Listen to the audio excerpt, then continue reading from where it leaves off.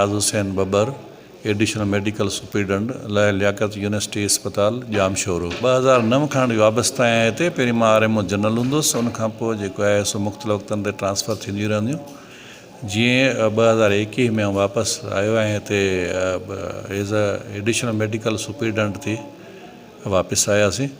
हिन अस्पताल में असां कमु कयूं पिया। अल्हम्दुलिल्लाह पहिरीं खां बहितरी अचे पई।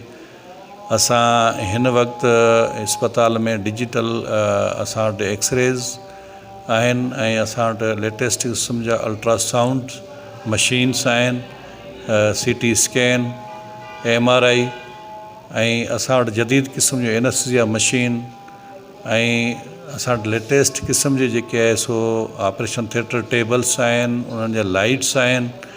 अलाह जा लख एहसाननि। एंडोस्कोपिक सर्जरी असां वटि हले पई, जेका जनरल सर्जरी भी आहे, ऐं यूरोलॉजी ऐं गाइनी में असां वटि सभु सहूलियतूं मौजूदु आहिनि अल्हम्दुलिल्लाह। असां वटि इंटरनेशनल लेवल जो ICU आहे ऐं असां वटि हिते तजुर्बेकार अमलो ऐं असां वटि तजुर्बेकार असांजा डॉक्टर्स फैकल्टी आहे, जेके अल्हम्दुलिल्लाह असां हर वक़्तु जेको आहे हिन वक़्त में कोशिशि हूंदा आहियूं त जेतिरो थी सघे बहितर खां बहितर सर्विस ॾेई सघूं। जीअं त फ्लड जी जेको आहे सो ऐं बरसातुनि जे करे जेको आहे सो काफ़ी सीज़नल डिज़ीज़ थियूं आहिनि, बीमारियूं थियूं आहिनि।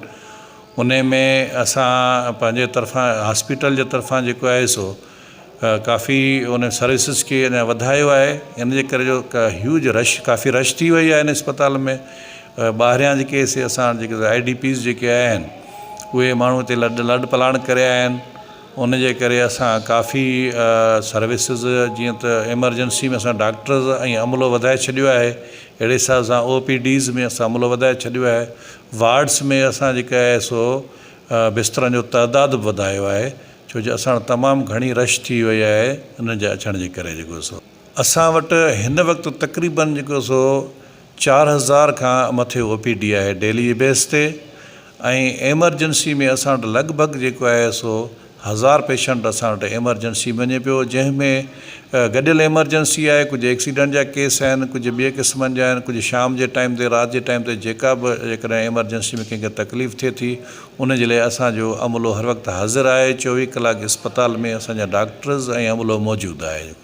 असां वटि तक़रीबन शोबा आहिनि। असां वटि जनरल सर्जरी जा 4 जेको आहे सो यूनिट आहिनि, जनरल मेडिसन जा 4 यूनिट आहिनि। असां वटि न्यूरो सर्जरी जो शोबो आहे। असां वटि उन सां गॾोगॾु पल्मोनोलॉजी जो शोबो आहे। असां वटि न्यूरो मेडिसन जो शोबो आहे। असां वटि यूरोलॉजी जो शोबो आहे ऐं आर्थोपेडिक जा असां वटि 2 यूनिट आहिनि। गायनाकोलॉजी आहे ऐं उन सां गॾु प्लास्टिक सर्जरी आहे। असां वटि ॿारनि जा 2 यूनिट आहिनि।